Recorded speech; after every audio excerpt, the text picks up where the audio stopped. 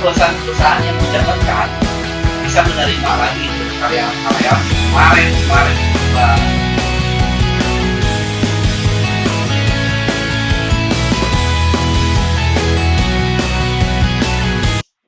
Assalamualaikum warahmatullahi wabarakatuh. Waalaikumsalam.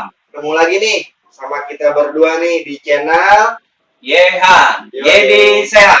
Oke, siap-siap. Jadi sore ini nih teman-teman, kemarin kita udah bahas-bahas tentang keluarga tuh, ya kan Bang ya?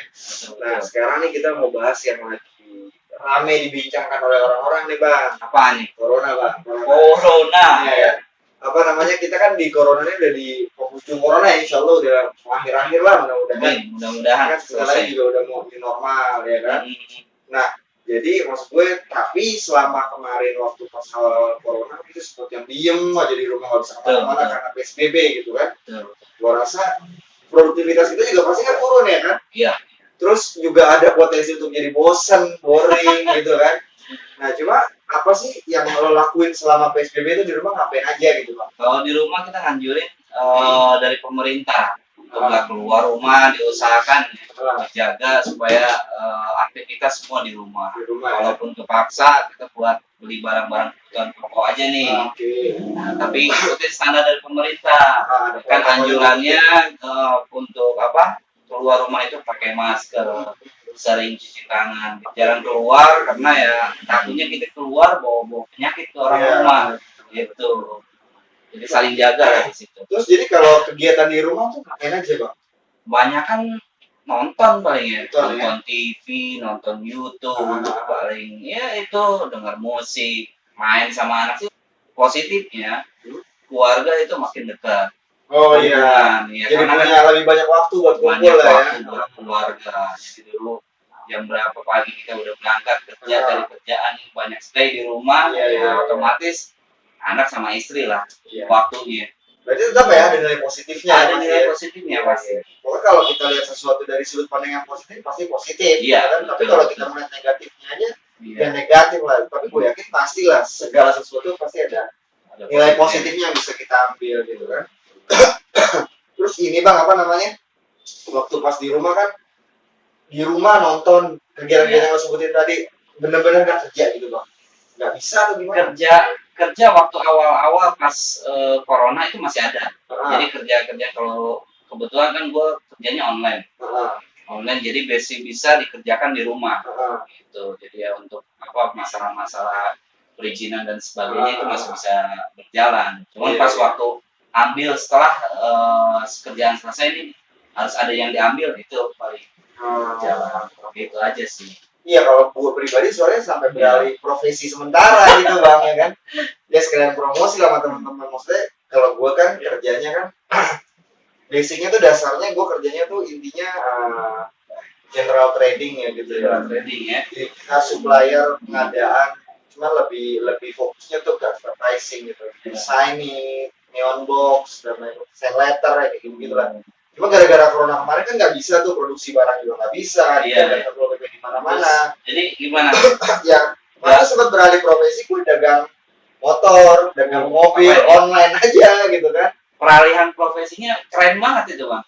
Ya bukan, karena menurut gue yang bisa dikerjain itu, yang bisa kita sambil diem di rumah, ada orang mau jual motor, gue telepon, gue suruh datang ke rumah, ya kan. Jadi kita cukup sampai parkiran, garasi, lihat motor, oke, selesai, lihat, bayar, gue jual lagi, yang harus gue rawiri gitu.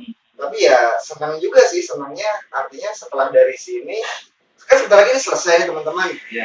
Ini satu lagi yang positif yang bisa gue ambil, gue punya pasar baru ternyata gitu loh. Jadi kerjaan gue ternyata nggak bisa yang lain di lain daripada yang gue jalanin sekarang gitu loh. Jadi kerjaan-kerjaan yang tadi sampingan sekarang masih diterusin? Masih, sampai sekarang masih jalan Pak. Tambah lagi ya kerjaan? Ya lumayan, alhamdulillah, makanya ya positif sih, positif. Kan sebelumnya kita berpikir gitu, wah kalau nggak kerja mau makan apa, begini apa. Pas udah dijalanin, ya alhamdulillah ternyata ketemu aja jalannya, dikasih aja jalannya sama Allah Ta'ala, ya kita syukuri aja. Dan malah ujung-ujungnya malah kita kayak yang ya bersyukur lah gitu. Oke, ternyata gara-gara corona gue dapat kerjaan baru, gue dapat job baru, dapat peluang baru gitu loh. Jadi ya alhamdulillah sih. Mungkin salah satu channel ini pun gara-gara kita Oh, PSBB kan, iya. kita bingung mau ngapain gitu kan, ya udahlah kita Bosan kayak bosan gini ya. jadi kita bikin baru kayak gini ya. Gitu ya pokoknya pasti ada lah bang. Terus setelah ini selesai, lo kembali ke aktivitas seperti semula. Mudah-mudahan ya pasti kembali lah Nah, aktivitas ya.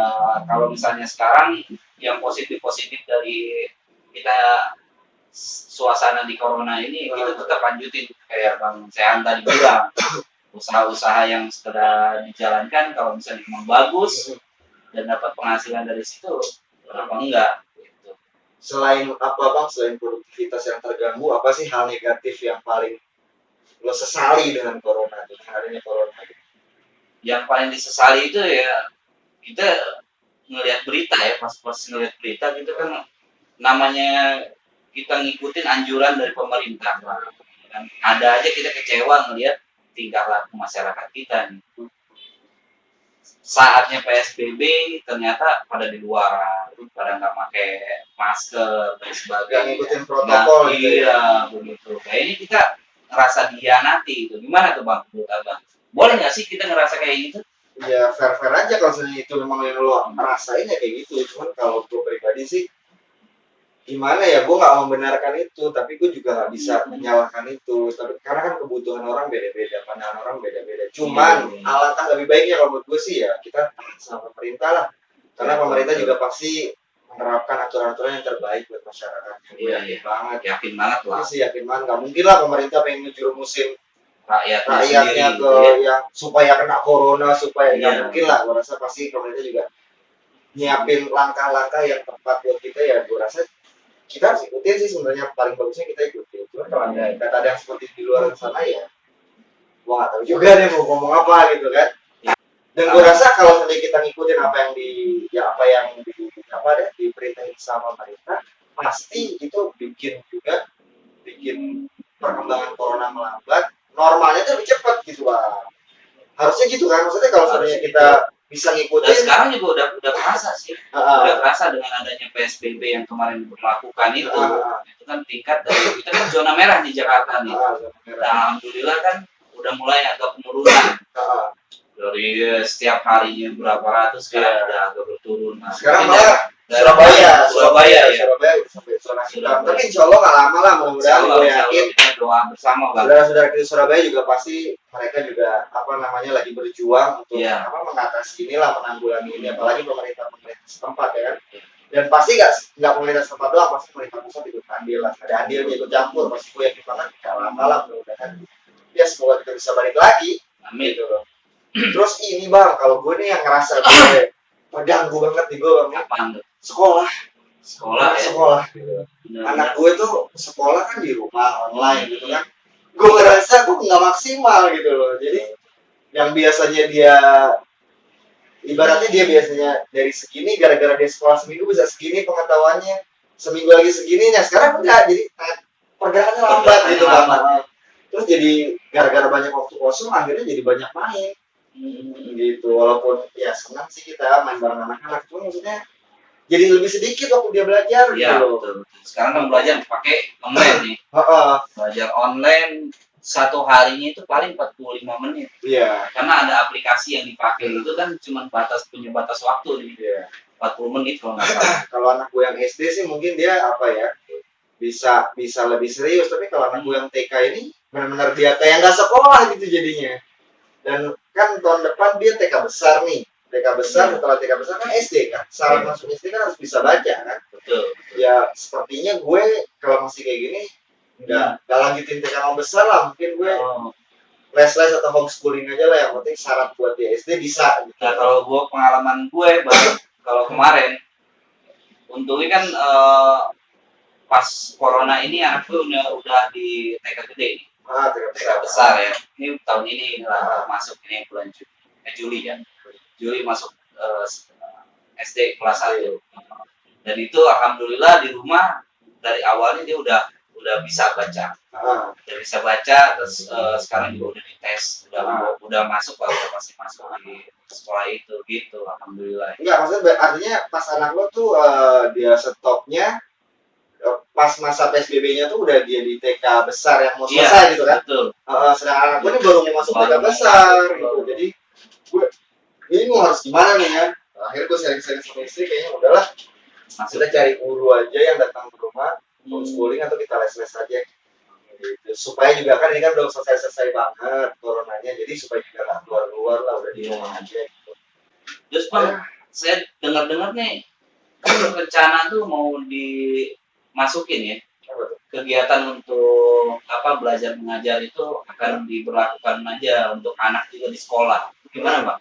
Itu udah fix atau belumnya? Nggak tahu Belum juga tuh. masih belum fix. Cuman gue dengar rumor juga katanya ada kegiatan belajar mengajar diperpanjang di rumah sampai tahun depan. ada Gua juga ya. Dengar ya. Gue nggak tahu itu yang mana yang benar yang mana yang enggak, gue nggak tahu. Yang pasti ya gue kepengen anak gue tetap belajar gitu loh. Karena gue ini nggak bisa ngajarinnya kan. Gue ini Bukan nggak bisa kayaknya sih. Waktunya kalau gue lihat sih. ya enggak, kita juga di rumah nggak kemana-mana gitu kan. Jadi maksud gue gue ini nggak bakat untuk ngajar-ngajar gitu. Jadi kan harus punya kesabaran ekstra bang kalau sama anak gitu bang. Dan ya kayaknya bini gue lebih tepat ya ngajar bini gue deh gitu. Cuma kesian lah dia capek ngurusin adiknya, ngurusin kakaknya sih dia urus gitu. Gue cuma main doang ya kan gitu. terus apalagi nih kira-kira mau kita bahas dari PSBB? Bang, gue mau tanya nih Bang. Selama PSBB ini, Corona ini, banyak nih kita dengar kabar-kabar nih dari teman-teman kita di luar sana. Banyak perusahaan yang juga memberhentikan nih karyawan. Iya, kan? betul. Terus nggak diperpanjang kontraknya, itu gimana menurut lu Bang? Ya itu waduh, nggak tahu tuh ya gimana gitu ya, maksudnya gimana ya, gue ngeliatnya tuh miris lah gitu ya. Dan lo harus ingat tuh bang, saat kejadian itu kejadiannya pas di bulan puasa mau lebaran. Nah itu dia Bang. Mana-mana biasanya kita bulan puasa mau lebaran tuh nungguin THR. Ini saudara-saudara kita malah dikat dari pekerjaannya. Waduh, gila ya maksudnya. Gue nggak tahu lah dia harus berbuat apa setelah itu, gue nggak tahu lah gitu kan. Mudah-mudahan perusahaan-perusahaan yang udah ngekat bisa menerima lagi itu karyawan-karyawan yang kemarin itu Bang. Gitu ya, mudah-mudahan insya Allah. Tapi mungkin nggak sih seperti itu bang? Kayaknya mungkin sih Bang. Kayaknya mungkin. Iyalah. Karena perusahaan gini ya, dia perusahaan kalau misalnya mau berjalan lagi dia nggak bisa ngambil karyawan yang masih belum punya skill. Otomatis karyawan-karyawan yang lama yang skillnya udah bisa di bidang perusahaan tersebut itu pasti akan lebih didahulukan nih. Jadi teman-teman juga kita berdoa bersama supaya kedepannya itu bisa bekerja lagi dengan normal. Insya Allah mudah-mudahan ya semuanya bisa balik lagi lah. Gitu. Amin. Tapi gue yakin lah pasti semua ada jalan keluar. Insya Allah semua ada jalan keluarnya dan mudah-mudahan dapat sesuatu yang lebih baik daripada yang sebelumnya. Amin. Gitu. Ya pokoknya kita jangan pernah berhenti berdoa, jangan pernah menyerah. Ya mungkin kita cuma bisa ngomong ya, kita bingung juga mau bantu dengan cara apa gitu kan, karena kita juga bukan orang yang bisa tarik semua orang bekerja sama kita gitu kan. Ya tapi sabar-sabarlah buat teman-teman. Selain sabar apalagi yang kita punya gitu kan. Kita pasrahin aja sama Allah Ta'ala dan insya Allah mudah-mudahan pemerintah juga punya solusi buat kita semua. Amin. Gitu. Ya pokoknya sekarang kita berdoa lah teman-teman buat biar Corona nih benar-benar selesai, bye-bye. Seperti sedia kala lagi. Seperti kemarin lagi lah. Kondisinya ya lebih bagus lagi lah. Ya insya Allah mudah-mudahan lah. Kita berdoa bersama lah ya buat itu ya. Ya kita berdoa bareng-bareng lah pokoknya teman-teman.